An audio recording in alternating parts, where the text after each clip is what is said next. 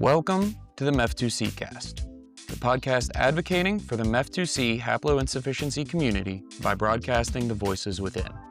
I'm Eli. And I'm Haley. We are parents to a boy with MCHS and autism, sharing our journey with you throughout conversations grounded in learning, support, and community. This is Advocacy Amplified. Do you have questions, comments, or a story to share? Want to be a guest on the show? Connect with the MEF2Ccast on Facebook, mef2ccast.com, or email us at mef2cast@gmail.com. If you enjoy the show, please support us by subscribing to the show on Apple and Spotify, leaving us a review, and following us on social media. You can also buy MEF2Ccast merch at our Shopify store, linked in the podcast description. The MEF2Ccast is for informational and entertainment purposes only. Views expressed are those of the hosts and guests and not necessarily of the podcast or its sponsors. This is not medical advice. Consult a healthcare professional for medical concerns.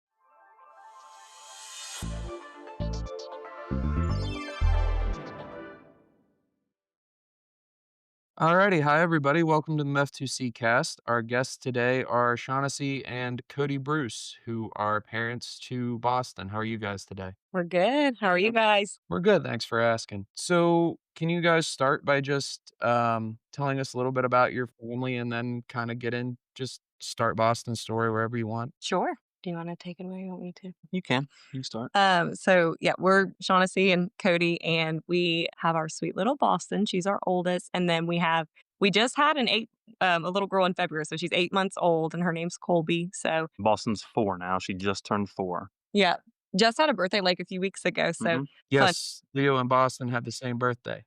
Oh, really? yeah. Oh, And I didn't know that. cool. I saw you guys make a Facebook post, and I was like, did we not talk about that? How we have the same birthday? So yeah, but he's 3, right? Mhm. Yeah. Okay, so exactly your report. Cool. But yeah, we just a family of 4. We love our girls. He's happy to be a girl dad. I knew from the very first time Chauncey got pregnant that I was going to be a girl dad. And I don't know, like sometimes you manifest stuff, or sometimes you just believe wholeheartedly that something will be true, and it is. But I was like, as soon as I had Boston, I was like, I'm always going to be a girl dad. And so far, that is still true. So yeah, girl dad, and wouldn't have it any other way. Love my babies very, very much. He was so certain though. He would make me nervous. He would say that stuff in front of people. I'm like, but if it's a boy, it's okay. Like it will be happy. It was like, I'd be like, no, yeah, I'm a girl. I would be okay, but it's not a boy. Yeah. Like, I'm going to love my baby no matter what, but they're going to be girls. I just know it. And I'm sweating. I'm really are happy. Sometimes you got to have that conviction to make it happen. You know what Yeah. I mean? And I did. When we did our first little our gender reveal video thing where we were finding out the gender, I was like, I know it's a girl. There's going to be a girl in here. There's going to be pink in the thing when we pop the thing, the little confetti balloon thing at our gender reveal. Yeah, I don't know. It's just like something that's inside me telling me that you're a girl dad. I am. All that matters is that's what we got. So I don't have to be like nervous about it anymore. Like, okay, destined. I was never nervous. I knew. But I mean, that's pretty much it for our little family. We're happy, and we feel really blessed to have both of our little girls. Yeah. We've had the craziest. So Boston just turned 4. We have had the craziest past 4 years. We just finished moving also. So I was like in my last trimester of pregnancy, and our house was like, it had been on the market for how long?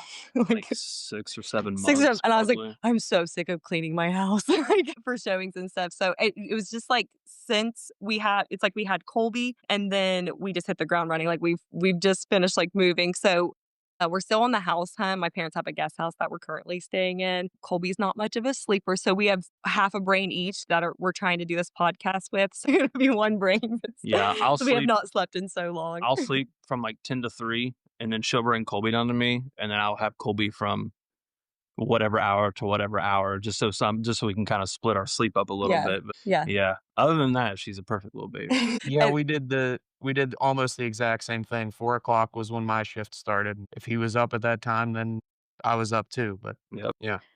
We were just talking about that last night. I remember sitting there on the yoga ball, bouncing Leo, and watching the clock on his hatch. Just like, it was like an out-of-body experience, just watching the time o'clock. until I could go get him. Let my shift end. You say yoga ball, and I just looked at him because that brought back, like, so many memories. Boston would only like, she did not want us to rock her when she was a baby. It was yoga ball only, and it's so Yep. funny that because we kinda thought like, "Hey, this is genius. We're, like, saving our knees," but, like, you guys are doing it too. Your back probably killed you by the end of it. It absolutely did.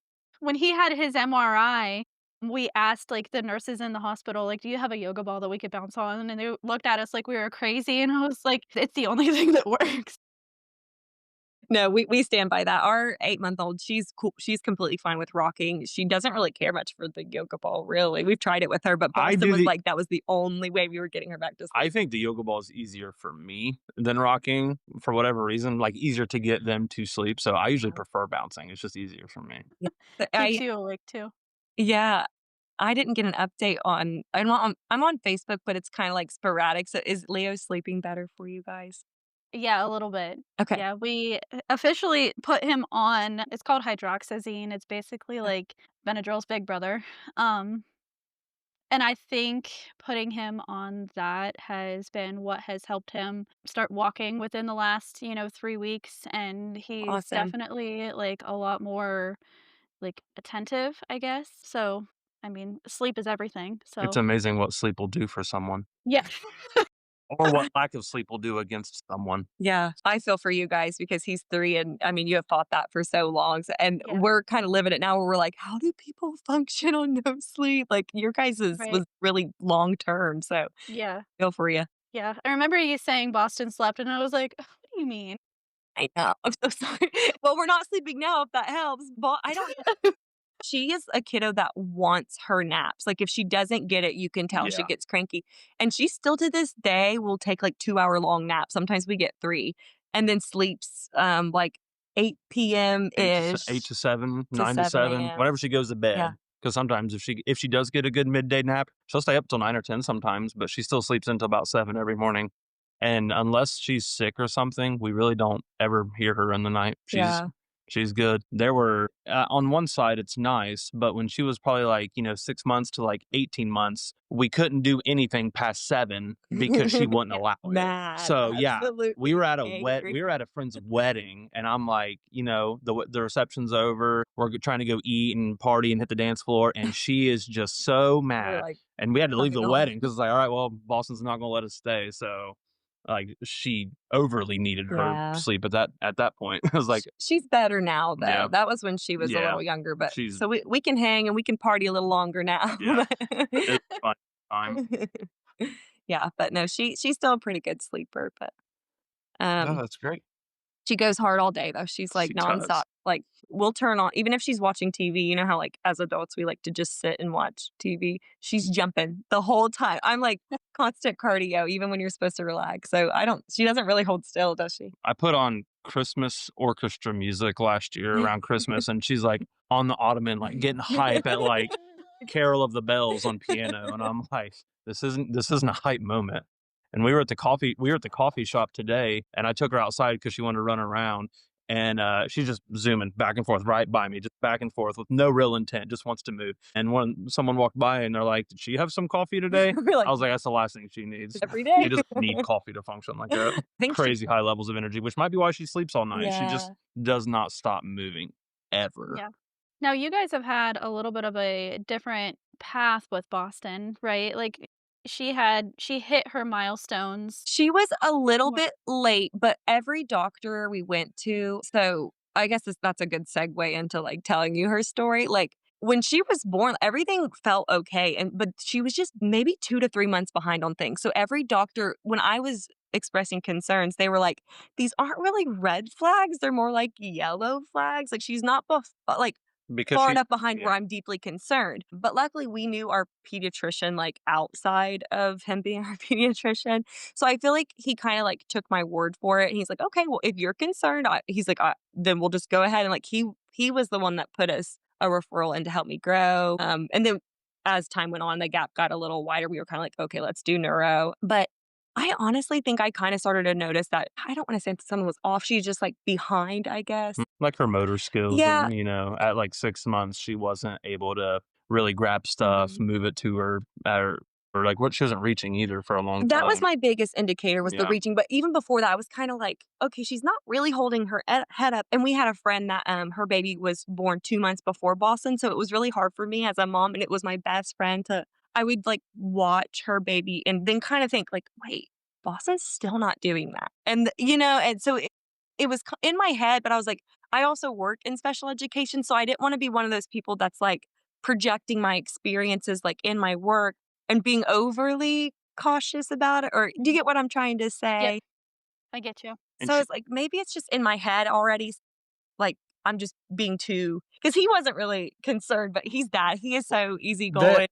she was literally also one of every those kids, so we don't have every a couple we've frame. talked to, sorry, I'm talking over you. Every couple we've talked to, the mom has been like, "I knew there was something wrong right away," and the dad's been like, "They'll figure it out. Just relax."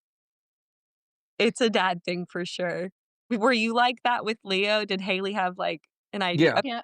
My thinking was like, if he's, at a year old, if he's 6 months behind, that looks like a big deal, but if at 5 years old, he's still 6 months behind, well, that's almost nothing, you know what I mean? So I thought that it would kind of even itself out as he got older. Yeah. I think that's a hard part about the diagnosis that it is so broad. And even if you hear somebody else's story, you're like, I don't know what it's going to look like for my kiddo, really. Everybody, they're all so different. So in our case for Boston, I felt like she wasn't rolling, like that was late. And then so around 6 months, I finally was like, okay, let's have Help Me Grow come to the house and just like see what they think before we dive into neuro. And you guys know how expensive stuff like that is. And our Yep. people like forewarned us, like, before you do this, maybe let's have like Help Me Grow come to the house because that's free. So they did check her out. She was delayed enough to qualify.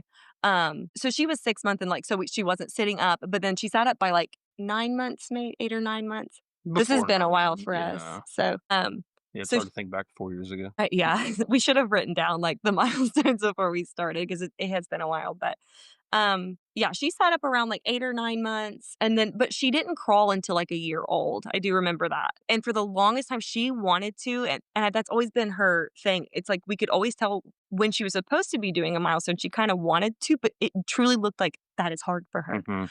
So crawling, she would it was like a kickstand. She would stick one leg out and kind of rock for months. I'm like alternating her feet and everything. Help Me Grow was like so helpful and like just showing us things to kind of like aid her help in that. But so she didn't start walking until like 15 months. So and every doctor we would see, they would be like, "Yeah, she's behind, but a lot of kids like don't walk until 15 months." Like a lot I'm like, "It's just different." She was also really rigid. Remember her Mhm. being She didn't have any like smooth motions. yeah, her grasp would be like shaky and then she would either like if she was reaching for an object, she would either like overshoot or undershoot. So then I'm like, vision, and it wasn't vision. Like, so I mean, you probably hear that from every parent that comes on here. It's like nobody knew what this was. But our thing with her is she was always really social. Like she was interested in people. She responded to her name. She made good eye contact. She giggled. She smiled. She smiled on time. So I think that was like the puzzle piece of like, and I kind of mentioned to Eli when we were like getting set up like for the podcast and like messaging and stuff, like we didn't get the autism diagnosis. We tried to go and what did they say about that? Basically that like she was too social Yeah, to like be in that they were classification. running one test, I can't remember, and they said, "Do you want us to go ahead and do an autism screen?" Because, like, we can do That's it right. at no cost because we're already doing Well, this one because thing. insurance, we had already had, Yeah. she wanted to, the speech therapist wanted to bill us for something different because it hadn't been a full year since our last evaluation for speech. So she changed it to the autism assessment actually, Mhm. because we weren't Yeah. even originally there for autism. And before, like, she came out of the room and she's like, "Okay, I can't, like, officially give you my analysis yet, but, like, off the record, I don't think she has autism. Yeah. She's way too social, and there's just too many things that, Yeah. would not point in that direction." So, Yeah. which we always thought anyways. Yeah. But I never want to act like I know for sure. I think the therapist and like the people that specialize in those things, I just wanted to leave it completely up to them and me be unbiased. Like, I have experience with special ed and, like, Eli, had said, like, his mom did too, so she probably feels the same way, like, based off her experience, like, she can tell certain things, but I never felt qualified enough to be like, my kid does or doesn't have this. So I kind of just left it up to them. And we even just recently got, we tried to get her vision tested, and the doctor said, oh, I saw that she was evaluated for autism. And she was like, I see that she didn't get that diagnosis. We were like, no, they said that they didn't think she had it. Like there were overlapping things like with autism, but they were saying it like wasn't enough, I guess, to justify the diagnosis. Yeah, the tough thing with autism too is there's a lot of legal frameworks in place that makes it a lot easier to get a lot of things covered that aren't covered You're not with kidding. MEF2C. So, Yeah, you no doubt. know, Yeah. it's advantageous to get that autism diagnosed.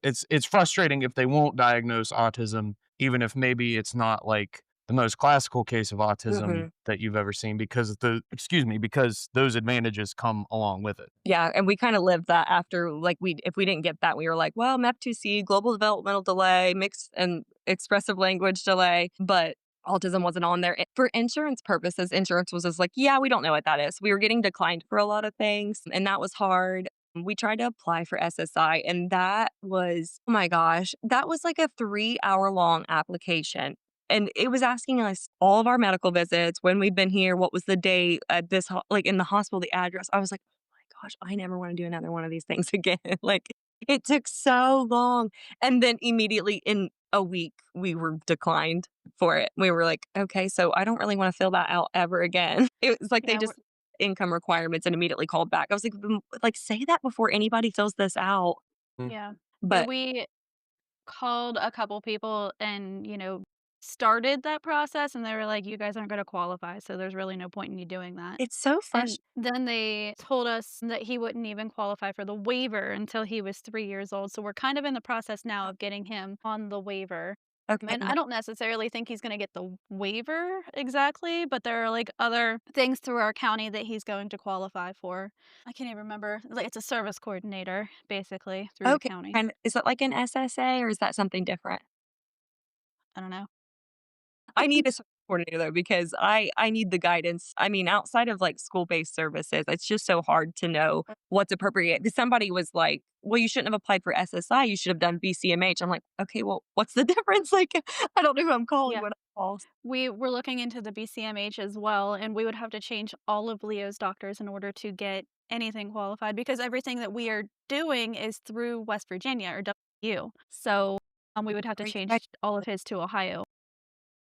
I will say, so are you guys West Virginia border then? Yeah. Yes. So we're Ohio Kentucky border, and Mhm. everybody has said that Ohio services are even way better than Kentucky's, like Yeah. school-based. And it varies by county as well. Well, yeah, but we're a little over an hour from Pittsburgh. So like most of our specialist stuff is through UPMC, and all our local hospitals are WV. WVU medicine. But to do BCMH, which for our audience is I can't remember what the letters stand for, but it's a program through Ohio that Picks up what provides the insurance doesn't financial cover, assistance for chronic medical conditions. But we'd either have to go to Akron, Columbus, or Cincinnati. Those are basically your three which are options. all Or 2 hours yeah. away. Oh, that's we have to drive to Cincinnati, for our neurologist, and that's about 2 hours from us too. How was so what kind of drove you towards genetics, and how was your process with getting the diagnosis? Did you have to fight for the testing, and then how was your experience with actually receiving the diagnosis?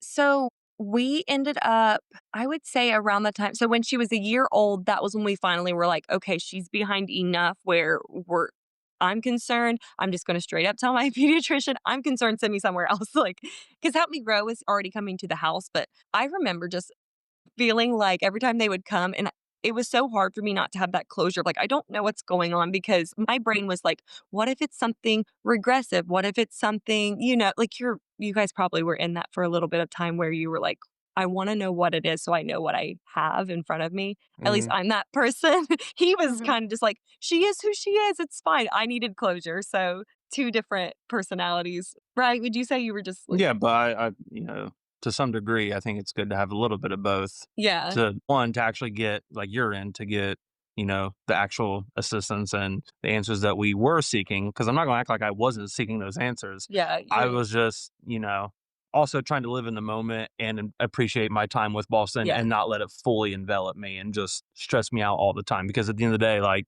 she's still my daughter, and I just want to enjoy all my time with her and not just worry constantly. But at some point, you do have to worry enough to move forward with something. Yeah. But like,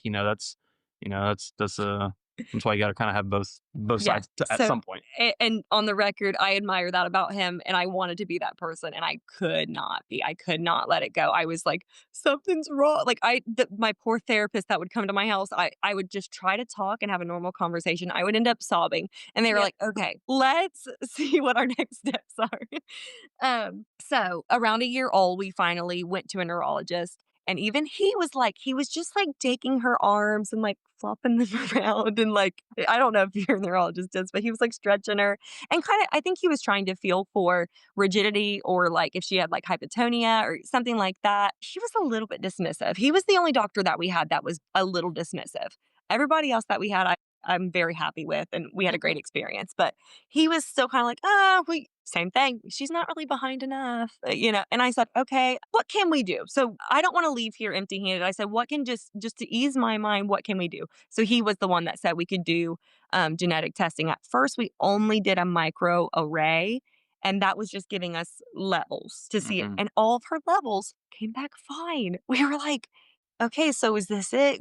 We had no clue what we were It's doing. just biggest confusion. Filling in pieces of the puzzle. I mean, I think I've listened to a couple of the episodes of your podcast, and I do feel like a lot of the parents were kind of just like here and there, and it was like a roadmap, and you finally get the diagnosis. So then after that, we had a geneticist who I loved, so I got to talk to her on the phone. She was like, "Okay, here's the different tests we can look at. So we can go with this one." And then she mentioned whole genome, and it was kind of new at the time. So this was 2023. So Boston was almost 18 months old, right? Boston was almost 18 months old at this time. So she said, this one's kind of new, but honestly, she's like, it's kind of like throwing a fishnet out and just seeing what we catch. And she said, it's a little more expensive, but this might keep us from having to come back again and trying a different test. So I said, I don't care. Let's do that. Like, I just want answers. So first try, we did whole genome and MEF2C came back. So we did do a video call to get her diagnosis. And I remember like shaking because she had messaged. She was like the kindest soul. I love her so much, which is what I needed. When you're getting a diagnosis that you have no clue what's to come. And she had normally been like really warm messaging me. And then her message right before we were going to do like a video call was, hey, her results came back. And she didn't say like positive or negative. Obviously she can't over text. It was like the MyChart app. She said, but we'll need to schedule it was called like genetic counseling or something. So genetic counseling, I Googled what it was, and I did not love what it said. Because it was talking about like the risks of having another child with like the same thing. So then I'm crying over like, are we not going to be able to have more kids? Like, what are they going to tell us? So I remember just like shaking and like waiting for that call. So we did a video call, and they gave us MEF2C, and we were like, okay, what's that? And they started off. This is like engraved into my brain. They started off, and she was so kind about it, but she just had to deliver what it was. She's like, and we do have to go over what you can expect. So she said, most of these kiddos will never speak. And just starting off with that. And then, so he and I were not prepared for that. Sorry if I get a little emotional. We have not talked about this in a long time because, we've just been living in our now. But, I remember it probably took us a whole 5 minutes to gather ourselves, right? Because we were sobbing, and she was so sweet. She was like, take all the time you need.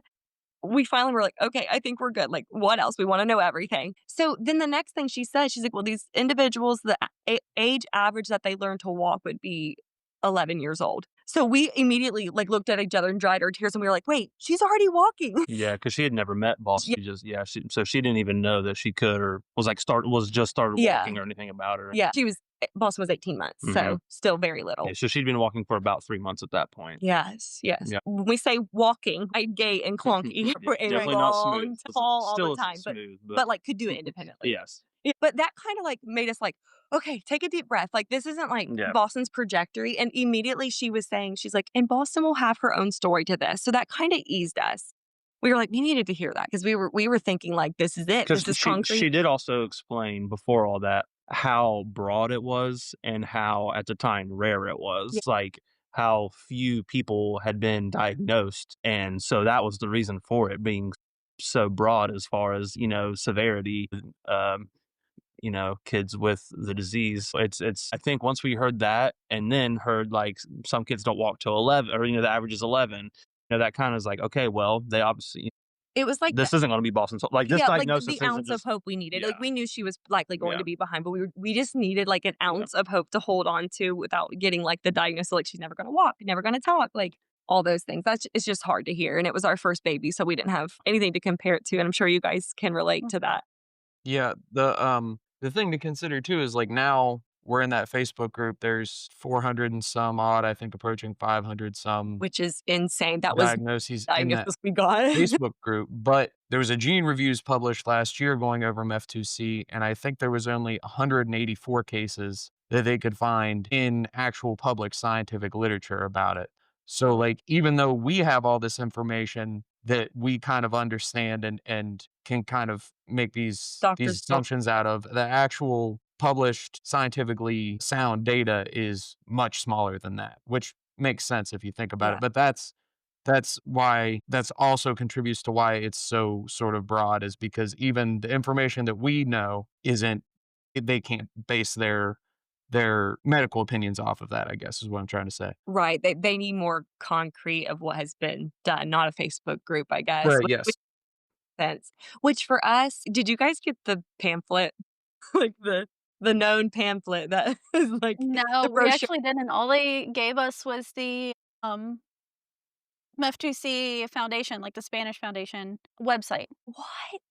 That's all we had. Yeah. 'Cause Wow. that's the only organization he could find, which kinda makes sense. Because if you dig around on the internet, like, it's not, I haven't tried in a while, maybe they've optimized it some more, but, like, it's not easy to find the US Foundation or Well, so when we first got her diagnosis, I remember trying to Google things and almost nothing popped up about it besides the little brochure that they gave us, which at that time it was not updated. It said only 60 individuals in the world had it. So, I mean, we've came a long way in a matter of just a few years. Boston's only 4.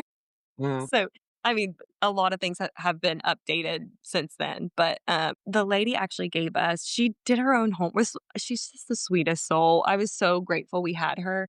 She did her own homework. She gave us the parent support group actually on Facebook. So I wouldn't have even known about it if she didn't do that. She gave us pamphlets. She just gave us whatever clinical researches like she could find. She didn't leave us empty handed, but she did the best she could with very little information.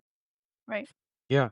So, what were your what were sort of each of your reactions to the diagnosis sort of once you processed it a little bit? And then what was kind of like your first steps after receiving the diagnosis? it almost just calmed me so much just for one to have something to put to this to work towards. And once I already saw that in some areas Boston was ahead of the average or ahead of the curve, like that eased me a lot. It really did. And it made me feel very fortunate and blessed because I know that with any major diagnosis like this, there's going to be both levels. There's going to be this very severe, and then there's going to be some that are above. And just hearing that the average walking age is 11, and I know Boston's walking at 15 months. I'm like, there's one thing to be thankful for. Like she's ahead of the curve there. So wherever else we can help get her ahead of the curve, or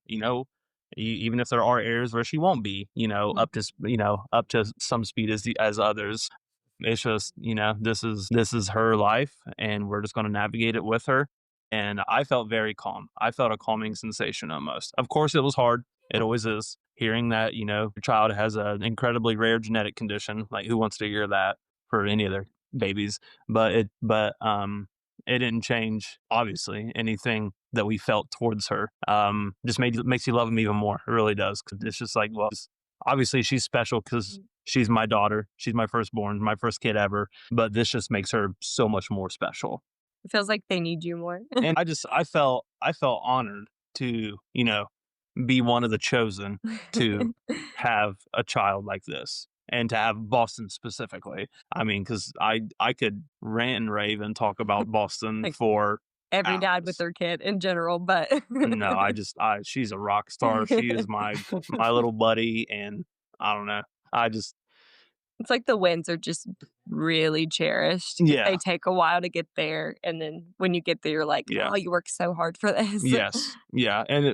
Yeah. So definitely a mix of emotions, as I'm sure anyone would have, but definitely more positive, I would say. And even given her levels, um, because we still don't know if she'll ever, have a full conversation Yeah. with us, which is hard. That's probably one of the hardest things about it is I don't know if I'm ever going to actually get to sit and just talk with Boston. Of course, Mm. she understands what I'm saying. She answers me in her own ways, whether that's by rebellious acts or going through her speech device and clicking no, no, stop, Stop. stop. But at the same time, like I don't know.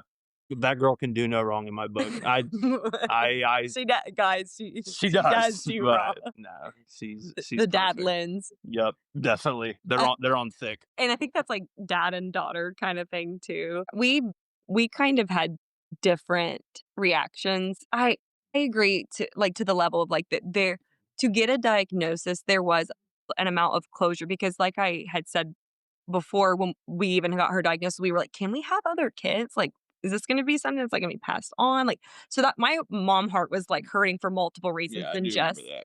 Boston. That was really hard for me. But there was that form of closure of, like, okay, like, once we got, like, okay, this is what we're looking at. Like, at least there's closure. I don't have to wonder, is it this or that? I mean, it kinda gave us somewhat of a path as much as MEF2C can be a path because I still feel like it's very broad and you can't tell the future with our kiddos in any case. But I still struggled a lot for a really long time because her with typically developing peers will say like her gap is still pretty wide, but then there was that level of guilt. It's like, but she is doing this and that's different from the diagnosis that we thought we were getting, you know?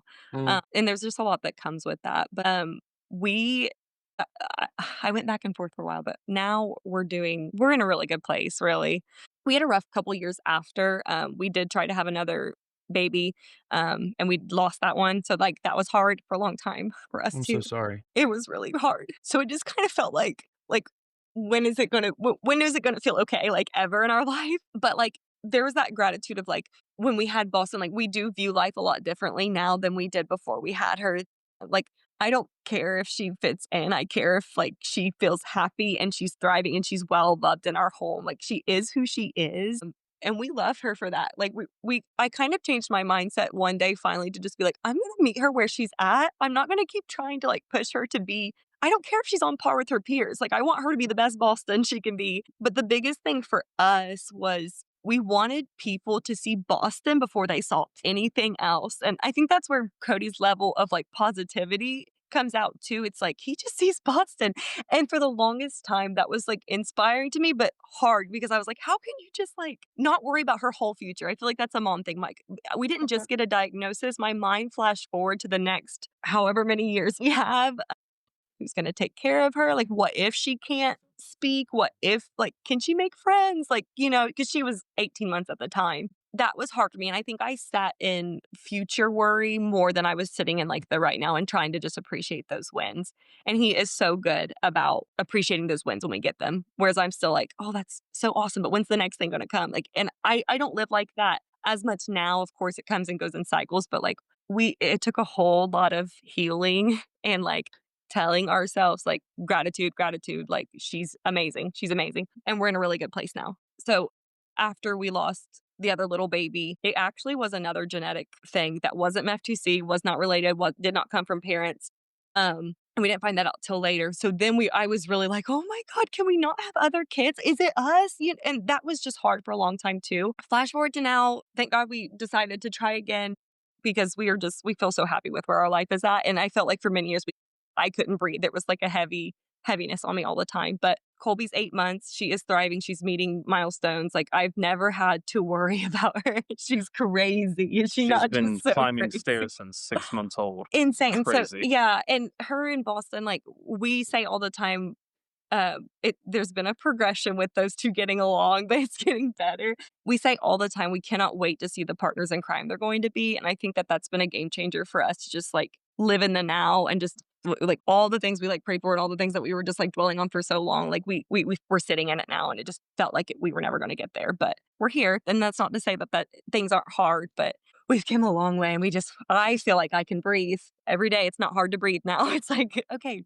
gratitude. We're doing a lot better. So different Yeah. I mean, approach. you're right, it does come in waves, even for myself still, like, I feel like I'm just now coming into the, like, "Okay, I'm just gonna meet him where he is," rather than try to, you know, constantly push things on Yeah. him. I don't know if that has anything to do with him walking now because, like, for so long, we were just pushing to get him to Yeah. walk, he started literally the week before his 3rd birthday. So, like, Guys, I bet that you're was so happy. yeah. Um Yeah, now you'll be, like, standing in one room and you'll see him walk by the doorway, and it's like, "Where are you going, man?" Yes. Yeah. Now, you had mentioned something on the lines of Boston's communication device. How is she with that? What did that look like for you from the beginning? It's We were kind of hesitant at first, actually. Like, yeah, they a specialist came in with Help Me Grow. It was like a and what's it? AAC An specialist, AAC yeah. specialist to set it up to kind of gauge Boston's interest And the whole level. time I'm like, I believe the Yeah. myth that she's never gonna talk if she has a speech device, which is not true. But the whole time she was setting it up, I'm like, now I don't know if I'm gonna say okay to this. We can try it, but I want her to talk, We were both Yeah, kind of hesitant. and man, like the the specialist was blown away how well Boston used it the very first time without ever seeing one. It was, and it kind of We were just, blown away too. oh yeah, And guilty. We were like, she understands so much. yeah, Holy crap. How do we not know that? yeah, It's and like we knew, but we couldn't yeah, tell. it Like there was no. it almost just like opened up a new, like an entirely new door of like what we perceive Boston's abilities are or will be, and we're just like, you are like so smart. What? She is so smart. Yeah. She hit the ground running with that thing.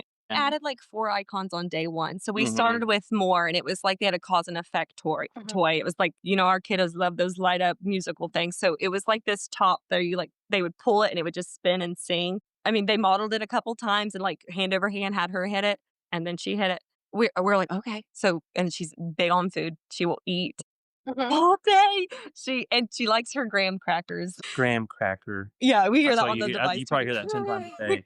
Eat Eat graham graham cracker. So then they added that. So she'd be like, eat, stick her hand out. They give her a graham cracker, more. Then like that, that little Yeah. toy was Day one, 15 Um, minutes of seeing this device. yes. When we were like, I mean, jaws on the floor, like, And are then you stop. They added serious? stop. Yeah. She wanted the top to stop. She had to stop. We were like, we had to take a seat thing. We were like, what? Which prior to that, she understood cause and effect because we used the PEC boards. Like Mhm. I put a magnetic board in my house and it had pictures. So she would bring us those Yeah. things. So there was like a little bit of, Mhm. it wasn't the device, but like it's not like she had never seen anything before and she like blew us away. But there was that like, I bring you this and I know I'm going to get like a graham cracker because she'd bring us the Mhm. picture. So when we transferred to the device, how old was she? I don't remember, actually. I actually don't Mm. remember how old she was when we got the device. She was actually, I do. Was She she 2? wasn't 2 yet. She was maybe like 3 months away from turning 2, I think. So, okay, so just after her diagnosis? It was that soon? Well, no, like many months after, because we got her. Oh, wait, no, Yeah. it was that soon. She was 18 months. So, Yeah. yeah, a little Okay. bit before she turned 2. So now she's 4 and she navigates 4 different pages. So she could go to categories, animals, farm animals, ow. Like, so like a 4 hit basically. And how many words are on that thing? 50? Probably more than I know. Like, probably 50 words. She's so funny with it. Yes. We've added people on there, so, like, we're on there, and it's, like, our pictures and stuff, and she'll go to categories, people, family, and she'll go, "Colby." Colby's her little sister, and Colby was crying, so she'll go, "Colby, feel sad." So now she's starting to build, like, more than 1 Connection. words Yeah. on it, which is insane because then I think back, I'm like, what if I would have said no to that device? Because verbally she has words, but they are I'm gonna guess that we're the only people that would know what she's Yeah. saying. Sometimes she'll get like the very Like front syllable out, like maybe. banana would be like ba-bib, ba-bimba, like Yeah. 3 syllables, but it's like ba-bibba. Not even most of the time, not even that clear. Yeah, On average, just like ba ba ba ba. but like But gesturing to banana, but like like we know what she's we've asking. lived with her for 4 years, so we Like, know okay. what she.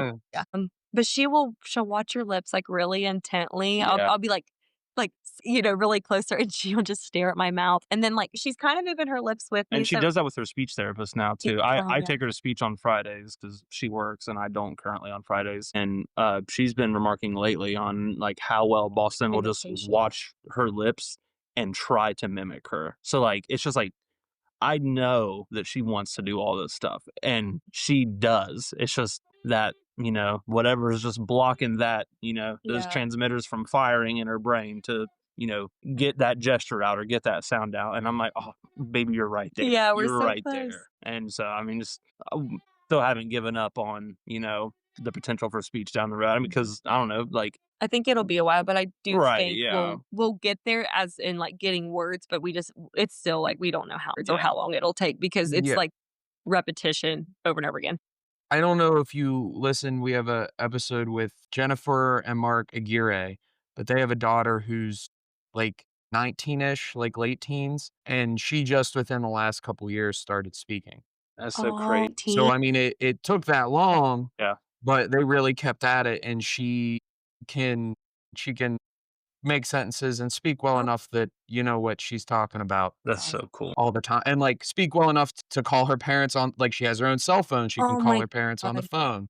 That's a that's- dream. That's a dream. We Yeah. were like, "We don't care how long it takes. We just wanna Yeah. get there." That's why So bad. I never, and that's the thing. I don't ever want to count her out from anything. Yeah. Because it's like, because again, when you first get these diagnoses, or you go to the darkest places. Will my kid ever do this? Will she make friends? Mhm. And I'm like, Boston has so much energy and loves to play with like soccer balls and kickballs. So I'm like, maybe she'll play soccer one day. And then the dark part of my brain is like, she's not going to play soccer, Cody. Yeah. But then I have to like push that aside, and I'm like, we didn't think Don't. she was ever going to do this or that or whatever.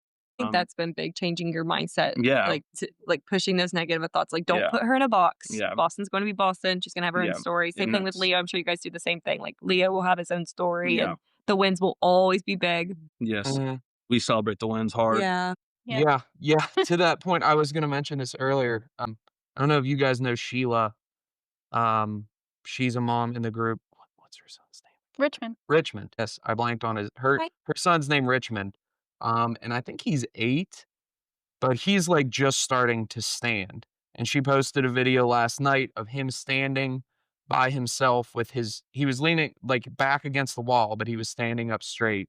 And I was leaving my something like Oh. yelling, flexing for this Yeah. kid. And he's got I love that. kind of, you appreciate those wins so much. You're celebrating for someone you've never met before. It's really interesting.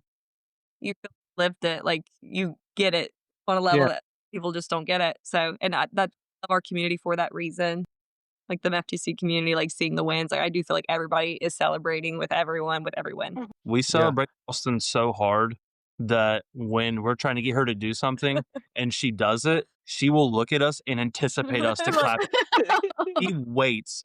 She'll smile and look at us, and we'll go, "Yay, Boston!" And she'll get excited. She jumps Oh, like loves crazy and it. screams with happiness. Yes, like she anticipates her moment of applause and cheer. She's so funny. The older Oh, she gets, she she's just gets so such funny. a personality. Like, she's so rotten. Like, she knows when I'm going to say no to something ahead of time, and she's grinning, looking over Yeah, her she'll shoulder. do this. Yeah, We'll you know, I'm do that excited. look. We'll be like, Boston, because she's in a mood right now where she wants to like chew on her hardcover books, and we'll be like, Boston, don't put your mouth on that book, and she'll stop and she'll go, like, The side eye. we're still watching you. Oh, she's got such a personality. It's so Yeah, so well, and then it becomes tricky to balance, like, wanting to celebrate how far they've come with actually parenting them and just not letting them do whatever they want because they're finally doing it, you know what I mean? She can do whatever she wants. That's not.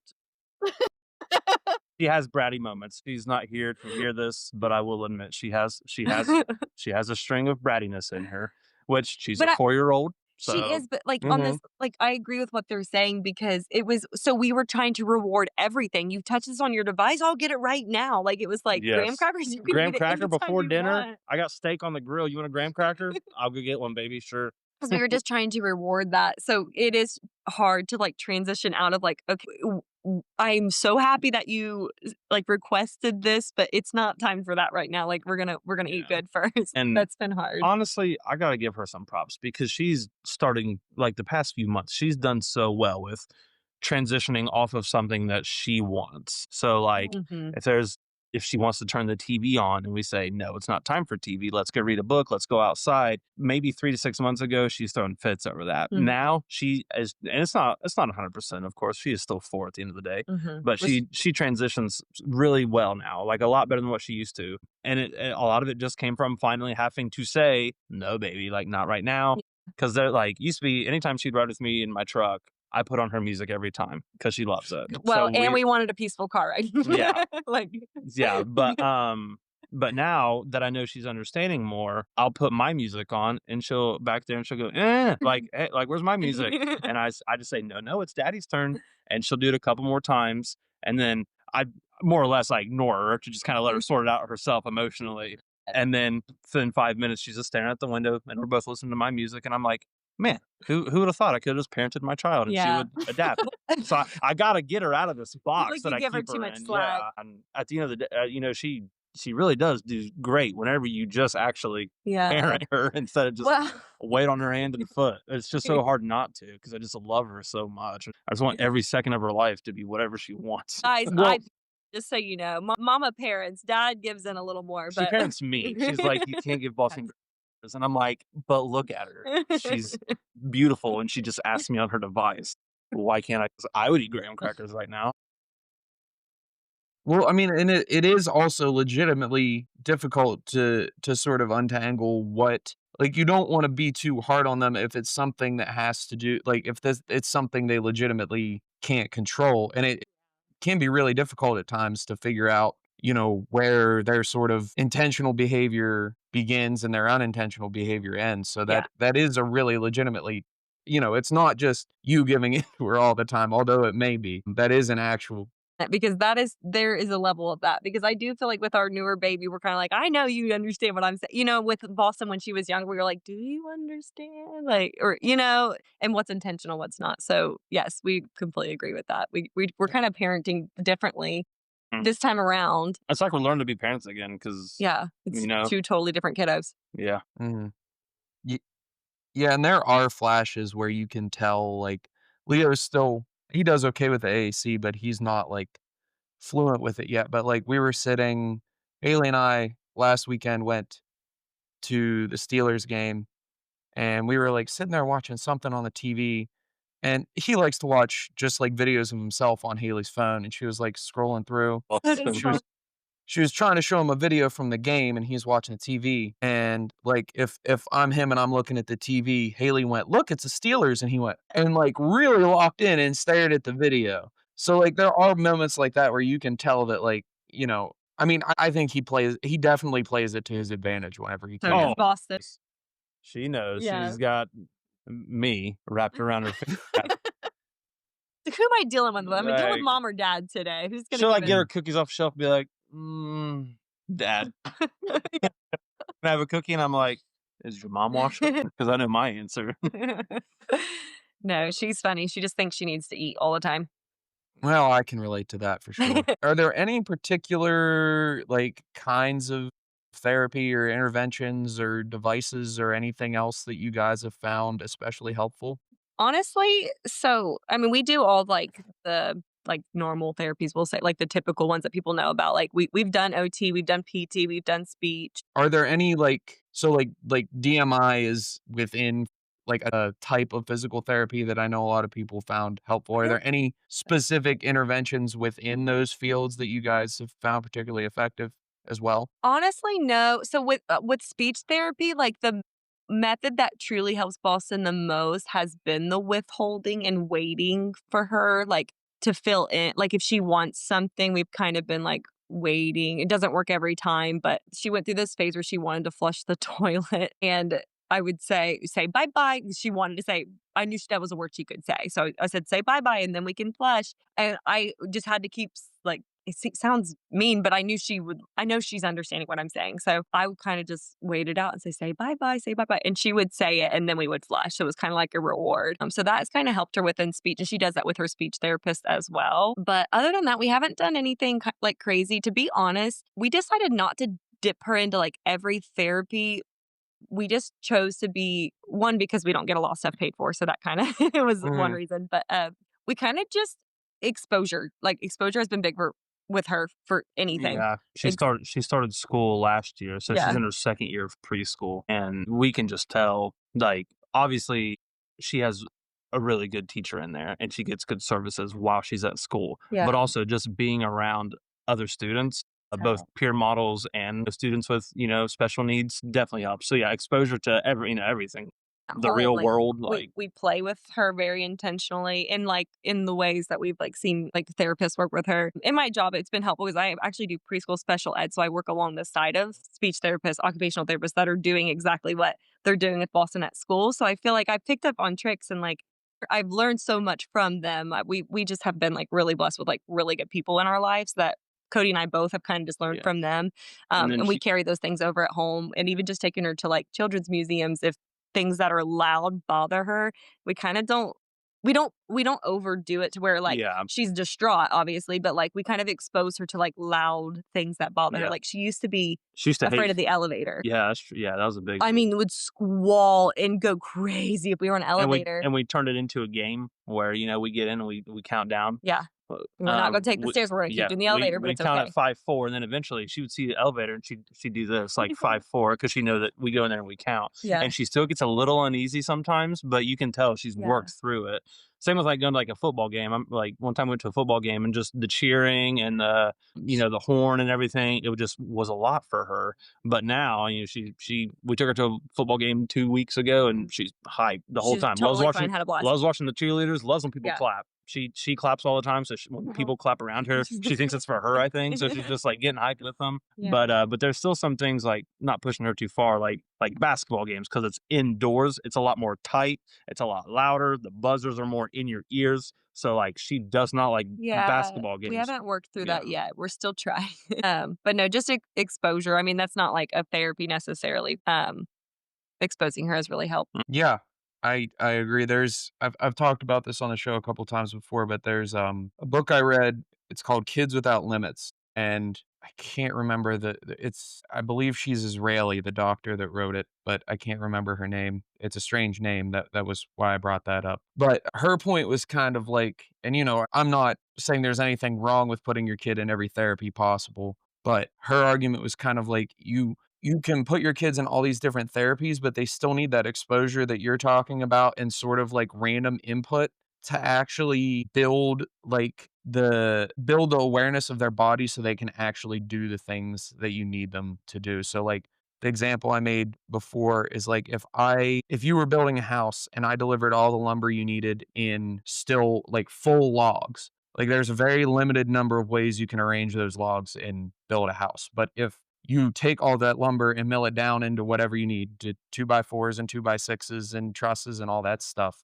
There's way more things that you can do. You can be a lot more precise in how you build that building because it's more granular. And her argument was that by exposing them to those things, you're actually sort of allowing them to kind of put that resolution into their nervous system. I don't know if that makes sense. And then when you go Guys, back and try to teach them the skills, they're better equipped to do so. yeah.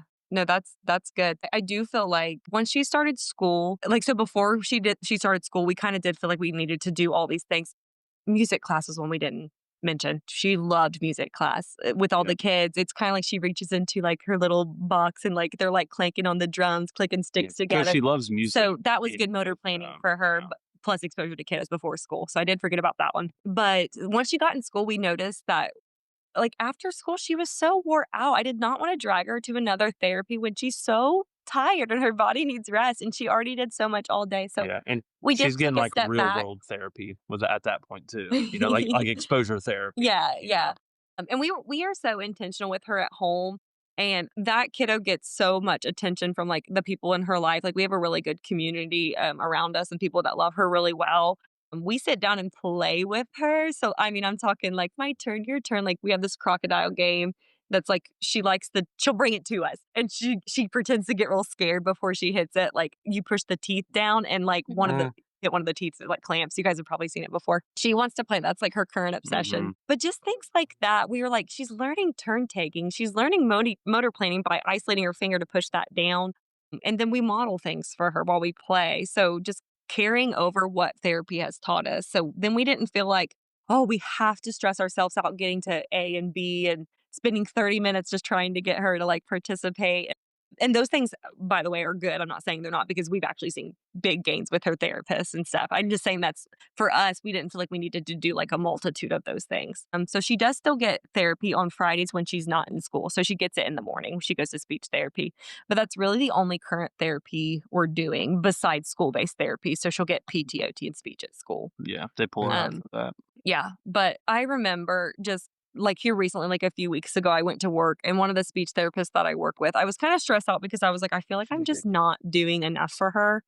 And it feels like we've taken a halt because we're not like diving into all these different therapies. And she was saying, she read a study once that she said, if your child is in a home that is warm and loving, you're already like doing the best thing for them. And those kids typically thrive more than anything because they're safe and like you're interacting with them and they're like involved with your love. And she said like those kiddos, you can see like that's the biggest therapy of all, basically. Yeah, well, and to that point, like, and again, if someone has the time and the resources and the motivation, do all the therapies you want, that's fine. For But running you guys into the ground to take her to all these things all over the place all the time is not a good long-term strategy for her or for you guys, Yeah. which by it not being a good strategy for you guys, it's not good for her either.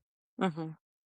If you try to jam all this therapy into her life that you can, but you can only do it for so long before it crashes and burns, it's not as good as being able to be sustainable for the next 20 years or, And especially however long. once you have more kids. So it's like Yeah, we're like I can not imagine. we have another kiddo. Like there's just more factors now. So it was easier when she was our only one, I guess.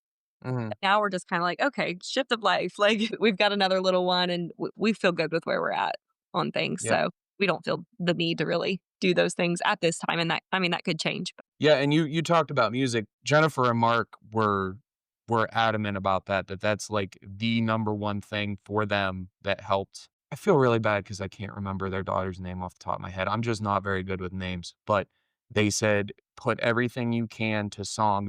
They have another daughter that's actually a musician, so like it Oh, was in awesome. the house all the time, and they said that and like harnessing her special interests. So she was like Mhm. really into Thank you. horses, and they found this computer game that she could play where like you do tasks to earn money for your horses or whatever in this game. And that was how they actually taught her about a lot of those concepts, like the concept of money and earning money and things like that was through Awesome. taking her special interests and using those as a tool to teach her. Yeah. No, that's good. I do you saying that triggered a memory. It triggered a memory of when she was younger. That's actually the way we taught her signs because she loved Miss Rachel. So like the more we get together and all those hits, we would put signs to it, and that's how she learned how to like use her hands because using her hands for the longest time were just so hard to make different shapes like the signs were. So thumbkin, she like learned how to isolate her thumb, and then we started building like more together, happy, and now she does those things appropriately. We used to sing like one little blue fish and she would sign fish, but now when we go to like aquarium, she was like signing fish, like Yeah. so that carried over into like real life. So you saying that we're kind of refreshing as we talk to you guys because we feel like we haven't like navigated our past experiences with her in her early ages for a while. But yeah, so that was one thing that helped her, just the music. And even she just loves Miss Rachel. I know a lot of kids that do, but like the puzzles that got her motivated, like the singing puzzles and stuff. So Mhm. yeah, I could definitely see how that would be very beneficial for our kiddos, things that motivate them to get them to I naturally sing a lot anyways, just stupid stuff usually, but, like, literally and ev piano too. yeah, I play piano too, but I learned most of her songs on piano, so I would play it, and she would, like, come over, and I would play the more we get together, and without me even saying the words, she knows the tune. She's signing, like, in Signing the time, whole like, accurately, she's singing with me, and I'm like, "This is so" like, the first time she did that, I was like, "This is so cool." But then it carried over to we saw one of our friends. We were like, "Is that your friend?" Just saying it, and she was like signing friend, looking at them. I'm like, "Oh my gosh, it's Yep. taking over." And I'm now in the habit where everything I do, I sing. It's like Boston's putting her shoes on, her shoes on. Boston, are you hungry? I just like anything just gets turned into a song now. It's Oh, just, so I funny. know that Yeah, and it's then you go hang out with other adults and they think you're insane. yeah. We look He and I are both naturally kinda high energy, so no wonder Boston is who she is, but, she feeds off that, so he just runs with it. He's like, "Okay, we'll sing everything if it gets you to do it." Yeah. Shit. There's something I was gonna ask and I lost it. How has your experience been with like advocating for Boston? I would imagine you being in special needs education has been a huge asset. But as far as like, we talked a little bit about trying to get sort of into some of the government programs, but like, advocating with doctors or the school system or IEPs, sort of all that kind of thing. I don't really feel like we've had to fight too hard. I feel like people, if I kept expressing my concerns, which I do think initially some doctors were like, well, you know, how I told you guys, they were like, well, we're not far enough behind. I think I was like, no, well, I am concerned. So what can be our next step? I think I was just really intentional about being like, I do want to go forward with this. So I feel like they were generally pretty receptive. And then as far as applying for government programs, when we got declined for I was just thinking, I didn't know how much other programs looked into income. So we kind of more went the route of, hey, asking our pediatrician. The biggest thing we care about is getting therapies paid for at that time because she wasn't in school yet. And our pediatrician wrote a letter to insurance, and they ended up approving Mhm. our therapies. Now the whole loophole with that is that she was originally on his insurance, and then when she shifted to mine, even though he had Anthem and I had Anthem, they wiped that away, so we got a big bill and we're like, "Hold on, this is the same," but different policy holders, I guess, so we kinda have to do all that process again, like, have our pediatrician write another letter, and then we'll see if, like, they approve it. It's all a scam. Yeah.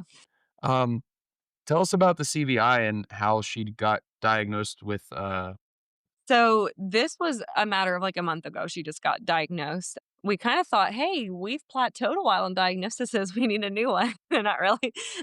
Um Getting kind of boring over Yeah. news. Yeah. What else can we grab? Uh, so early on, I had concerns with her vision because when she was a baby, I kind of mentioned that like she would either like if I was holding something in front of her, she would overshoot or undershoot, and I was like, I swear. I just think her vision's off. And we've always kind of talked about that depth perception things in her environment. If a room is really cluttered, she's tripping, she's bumping into things. But I know she can see. Like you blow bubbles, she's going to be able to pop them. So that was kind of our case of like, I'm like, this is out of my area of anything I know. So let's take her to the eye doctor. Well, we have seen the eye doctor 3 times, and it was just a general like family eye doctor. Um, Pediatric. Pediatric, yes, thank you. And he was like, "No, she can see, she's good," and she could. She was following, like he had, like, a little s like a smiley face thing, I don't even know how to explain it, but it was like he was tracking, like, her eye gaze, like, if her eye shifted Yeah. to what she was looking at. Like the picture gets like less and less visible, Yeah. so you can kind of track the levels. And she was like, She could see it fine. yeah, So he was always like, "No, vision's good, I have no concerns." I'm like, "Okay." Well, then I'm like, "Okay, I'm gonna just go on my Google train," like I guess most parents do. Then I was just still had concerns, so I just was like, let's just get her an appointment to like a doctor that specializes in like a neurological vision impairment and just to check like somebody that has done this in from like a neurological point. So we went to Cincinnati for that. I actually had discussed a little bit with Audra Kimmett. She's in our group. Mhm. So she's local to Ohio too, and she was also encouraging of like she said she had to see like multiple doctors before her son ever got a diagnosis. So we went to the same doctor she saw, which was super helpful. So yeah, I mean basically we came back with that diagnosis because of the visual clutter getting overstimulated whenever there's a lot of things in the environment. And the thing is with CVI in her case, it's mild, so she doesn't need glasses because she can see. It's just like she said she can adapt to her environment basically. And that's kind of why like at our house she's not bumping into things. Like if we pick up stuff off the floor, she's fine. But she just will adjust her environment basically. So there's not really anything they can do about it. I don't know if you guys have spoken to Michelle Whitbush at all. She was the one who actually organized the Cincinnati meetup, but she had, I think her daughters, I think she was an OT, come in and talk about CVI at breakfast one day during the meetup. And there was some like iPad based therapy that they did with her that they said was really helpful. So, To get um, diagnosed no, for as treatment for the CVI. with that. Okay, I'll have Yeah. to visit her then. I Yeah. talked to her because we were going to go to the meetup, but that didn't end up working out. We had a friend's wedding that same day, but I'll have to message her. I didn't know that was a thing. So Yeah. Yeah, we met Audra in Cincinnati as well. Her son William is adorable. He's funny. He was sitting next to us Love at it. the restaurant. But Mhm. we have an appointment for Leo on Halloween to get diagnosed, which, and again, I've said this on the show too, but it bears repeating. If you're within driving distance of Pittsburgh, I believe it's the Western Pennsylvania School for the Blind has a free clinic.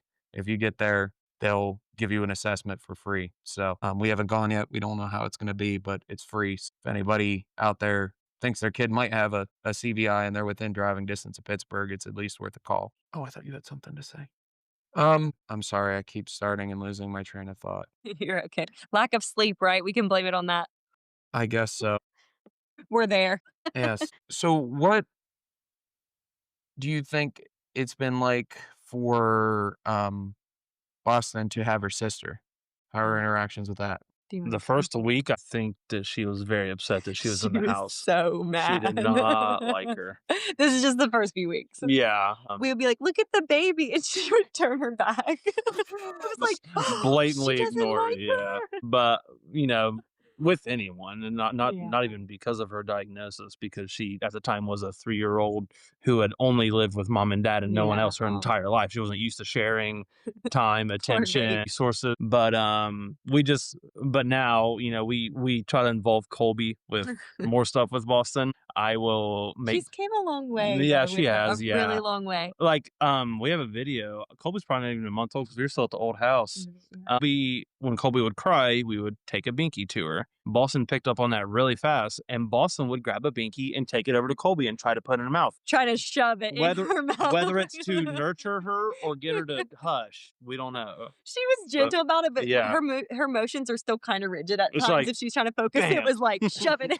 We're like, oh, see. But like we said earlier on advice, Colby feels sad. So like she's like acknowledging her. Yeah. Now where Colby's a lot more mobile, she's in Boston's business all the time. Boston's reading a book. Colby's like, and Boston like takes her book and like walks over to the ottoman and sets it down.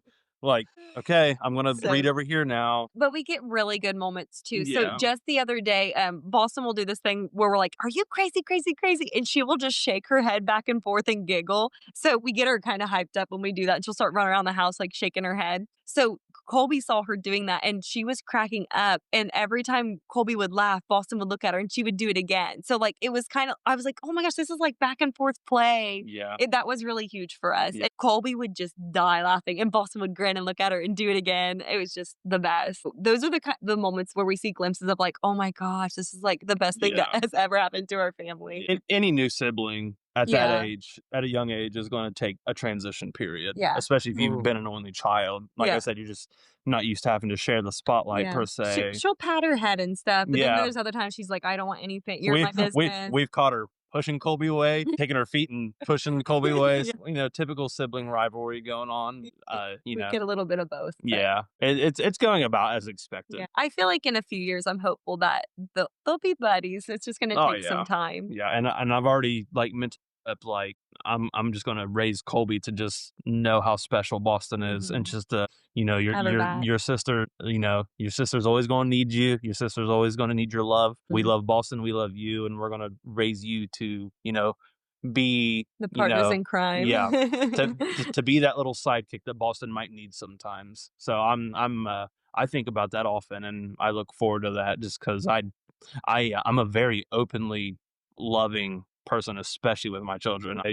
I probably kissed Boston's forehead 38 times an hour, and just I'm excited to show Colby how to love Boston and show Boston how to love Colby. So to have a loving and very warm household to where we all know how much we love each other. So I think about that very frequently, and I'm excited for the years to come. Obviously never wishing time away, but as your parent, you think about your kid at 5, then you think about your kid at 7, and then you think about your kid at 35 and 37, and just like, what are they going to look like at then? And I just envisioned them like playing together. Like when I envisioned having another kiddo, it was like, oh, Boston gets a best friend, which I know they're going to fight and they might. Oh yeah, they already do. But yeah, those are the sweet moments that you think of, like when you like want, especially with our kiddos that have like challenges and things like that. You're like, oh, like that's what I longed for. Like when we were trying to family plan and stuff, and that was like the hardest part. Is like, is Boston gonna have like what we want her to have, like another teammate? And then there's always that like, who's gonna take care of her if she needs to be taken care of. Again, we don't put her in a box ever. because that's many years down the road, but like what happens after we're gone? And like that was always been a hard thought. But Mm. I think it softens it a little bit when you're like, oh, you have someone to grow up with too. So Yeah. but that's been big. I do think that it took us a long time to get to this point of like peace with where we're at. And it just feels really nice. It feels like it's been like a long few years. And I don't mean that in a sense of like every moment was like so like horrible and long because we've had some really good times. It's just you guys get it from an extent of like what's the future going to look like? Can we do this or that? And are my kids gonna be okay? Like, I don't know. So I feel like we're at a good place finally. Yeah. But every parent probably thinks that regardless of their child, they just want the best for them and Hmm. their future, But yeah, I don't know. There's just something special about my little Boston thing. I just wonder so much about her. Yeah, you were talking about the head shakes, and Leo does the same thing. We call them Does the happy head shakes, and that's how he starts giving it this number, and it's like, all right, the vibes are right. Like The yes. vibes And are when I everything's, hype him up, does he just do it even harder? Yep. yeah, That's her. She's like, oh, you're Like having earlier, I gave him a bite of a cookie, and like I knew like that was about to start, and he just Yeah. started with the head shakes because I so gave him that bite. It's funny. yeah. But and to your point about thinking about their future, I think about Leo's future. I mean, obviously he's only 3, but as we get older, I think about his future when he's our age more because I have more experiences with, like, my parents and my grandparents, and, like, my relationship with them changes, I think about Leo having those same experiences as well, so, it was something I didn't really expect when I became a dad, but it's yeah. interesting. It's hard to expect anything, especially when you've never been one Mm. before. Yeah, well, and that's the point I make on here sometimes too, and it seems like kind of a weird point to make, but like really, it's easy to feel like with this diagnosis, like you've been robbed of something that you were owed, but the reality is like, you know, actually I did an interview Tuesday morning with an evolutionary geneticist, and he was talking about first of all, like half of all pregnancies about fail. They either end up as a miscarriage or they fail before you're even born or before you even know you're pregnant. And then we have, 10% of all people have a rare genetic disorder. Now, there's things like childhood cancer and all these other things. Those are just genetic contributors. And then you have, you know, accidents and like Mhm. I'm not saying any of these are good, but we're not guaranteed anything. And just because we have this diagnosis doesn't really fundamentally, like all the things that you think of that could go wrong with your kid could still go wrong with a typical kid. Like Right. it's not as different as you think it is. I had another point to that end with the genetic stuff too, but I can't remember what it was. But it is kind of crazy, like how many things could go wrong. I made the point of like, how do people like when we were in the middle of our season, like how do people have typical kids? Like, because it actually is so like so many things could happen. Like as that child's forming, genetics. It's crazy. Yeah. Oh, that was my point was that he was talking about this idea that medicine is actually anti-selection. Like it acts against natural selection. Like if Leo was born even 100 years ago, like his quality of life obviously would have been drastically different, but like his chances Mhm. of survival also would have been way different. And a lot of these genetic things, like from an evolutionary standpoint, would be washed out pretty quickly because the children wouldn't have survived very long. And we're able to treat these things and actually work against that. And it's actually really incredible. It's a Crazy. really, really Yeah. awesome time to be alive. And we're really lucky. Yeah. We just think about like the medical studies and things that are going on, the clinical trials. It's crazy when you look into it. I was kind of doing a little dive in, like, what does this even entail? Like some of the studies they've done on rats were like rats that had an F2C and things like that. Crazy. Like if you look into it, I'm like, how can people even do that? But Yeah. we Well, don't. yeah. And, this kind of circles back to diagnosis. And when we got it, I wasn't like, and that's not to say that any of these answers are going to be easy or simple, but to me, it was better to know that they know nothing about this thing than to know that they know a lot about this thing and they don't know how to fix it.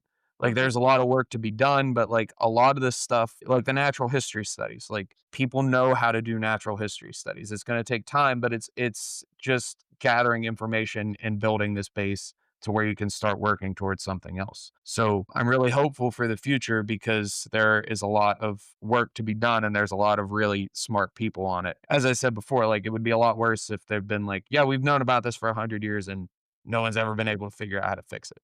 Yeah. I honestly, past couple years, it's just really, it has taken off. Even since we've gotten Boston's diagnosis and it has not been that long, she's still in our eyes, just a little kid, like a little baby almost. Like it has not been that long. Going from like getting that pamphlet that said like 60 individuals worldwide have it, and then like finding the Facebook group, I just think everybody has just jumped along this thing. And we've been to Boston, and I've seen a couple people going to like New York and different places for research, trials, and things. So I don't know. I'm just curious to see how it will be in even a few more years. Yeah.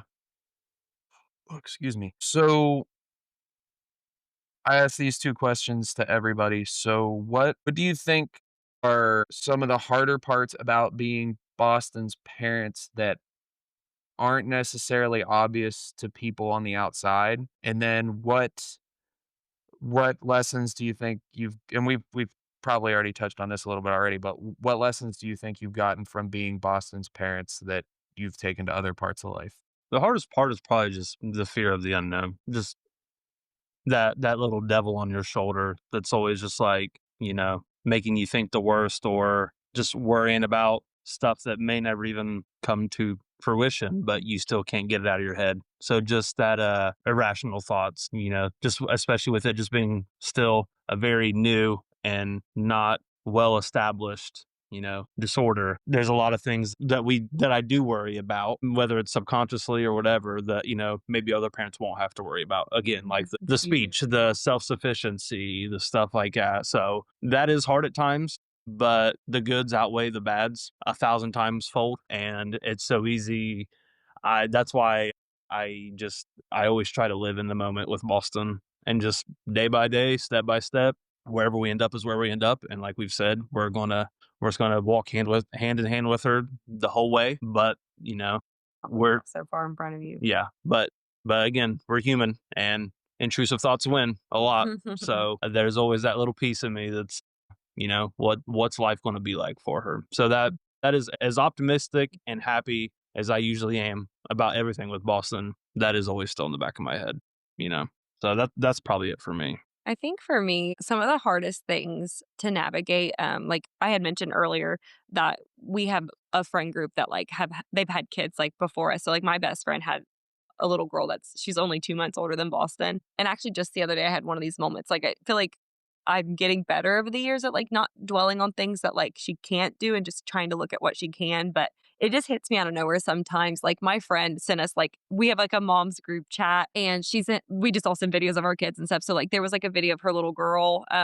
And it's just so innocent. Like my friend is like the sweetest kind of soul. Like never in a million years would she like do anything like with ill intent or like to hurt anybody. She literally was sending me a video of her little boy eating, and he was just being so silly.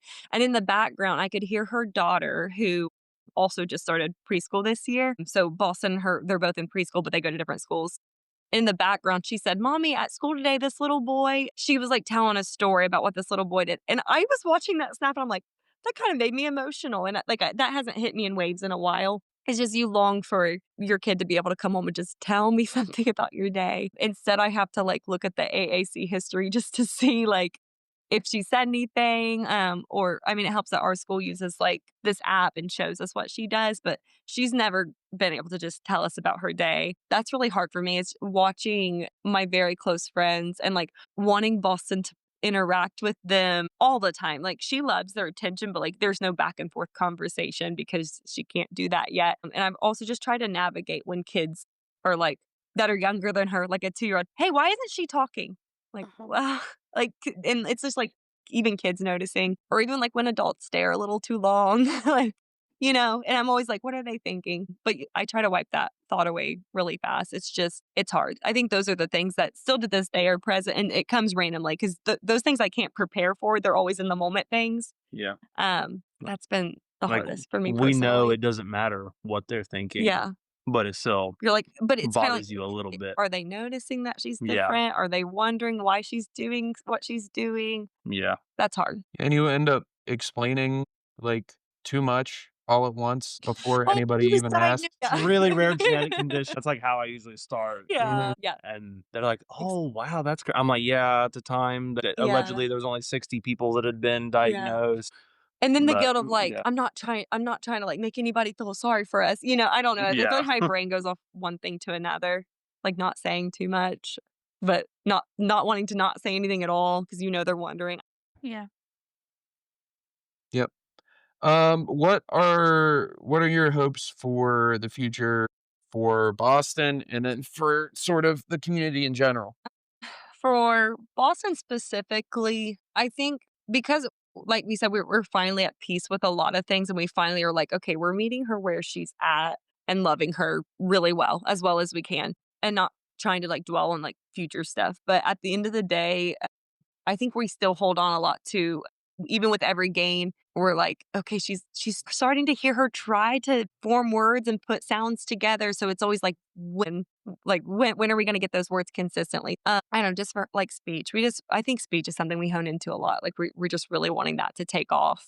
That's the biggest one for both of us. Just being able to just tell us what she wants, I just want to hear, like, or have a conversation with yeah. her. I Yeah. would just love to just hear her little voice, and instead of the sounds she makes, Yeah. just Yeah. yeah, just I just envision it a Cle lot. clearly, Mhm. because she has words, but they're not clear. Like, I feel like we know what she's saying, but other people might not. Or a speech therapist said if it you we know what she's trying to say and it has intent, then it's a word. So in that manner, Mhm. she has a lot of words. It's just she can't just walk up to anybody and like say it, and then they're gonna understand it. So just for her, like speech is really big. F2C community, we love to see where things are heading. I think it's kind of hard for us as our kids are little, so we might not see the benefits of it. They've said that several times that I mean, of course, we'll see like some benefit, but as far as like trials and things, I think that, like our kids will probably be much older by the time we get a clear image of what that's going to be, unless I'm behind on that. So you might know more about that than me, but I don't know. I'm glad though for the future generations that like they're going to have more answers than what we were given when we got her diagnosis. So I'm happy about the community as well. That people I think could have like a more positive community because we kind of at the beginning we were like, this is very lonely. Like we feel like we're the only people in the world that have this, Mhm. but that's not the case Yeah, now. So just going to Boston just really opened up your eyes mhm. to everything. Seeing how many people love their kids just like we love ours. Those were the best people. Oh We still to yeah, this day talk about that. We're like, those were the I sweetest was like, people we've literally every ever met. parent You guys was included in that. amazing. Just watching them navigate their child in their way. Because, like we said, every child is going to be vastly different. And just seeing the different levels of all of it, it just I don't know, it puts a lot into perspective and really makes you Mm. just appreciate it more. Well, and, different, but at the same time so similar, like, you'd be walking through somewhere and you'd hear a sound and you're like, "That's my kid," and it's somebody you know what I mean? They make the Oh, exact I same did that sounds. They too. do the same Yeah, things. Everybody has the same 12 toys, the wiggle and crawl ball. That video I mentioned of Richmond, he's got, like, this it's like a half circle toy with a bunch of keys around it and a spinny thing. Leo has that same thing. Oh, This vintage drum that my mom was mine when I was a baby, and then my mom bought, like, 2 or 3 more on eBay. We brought that to Boston, and everybody's like, "Oh, we had one of those. We blew through those." But it's just crazy how similar all the kids are, and then you just don't like, it's like going to a family reunion, family you didn't know you had is how I yeah. describe it. So Like, you everybody just don't understand. understands. You don't have to explain anything to anybody, and it's that was such a comforting feeling almost. It's just like everybody here Yeah. knows what's going on for the first time in our lives. We don't mhm. feel, like the odd ones out. Yeah. Yeah. Right, I was yeah. literally sitting there holding my name tag and smacking Leo on the forehead with it repeatedly, and the mom in front of me looked back and she was like, "Yeah, I get that," because 'cause I'm just sitting there smacking him in the forehead with it. It's a normal day. But that was really nice. Just like you're like, oh, we're not even judged here. Like we're just all of our kids can do what they're gonna do and nobody has to explain a thing. I think Boston, we went to Caroline's house. Yeah. And she kept trying to lay on her coffee table, just waller and lay. She likes to lay on hard surfaces, and we were like, anybody else's house this probably would not be appropriate, which we were still trying to, like, get her off the table, but we were like, at least here people understand.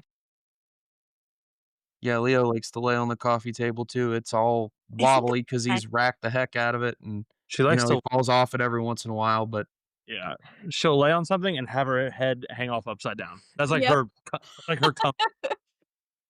looking at stuff upside down. yeah, well, I think that has to do with the CVI too, because like, Leo will sit on his knees facing away from the TV and then arch his back, A clear back lot. over, so he's watching Down. he holds screens upside down, and yeah, that's a very common thing. Oh, yeah.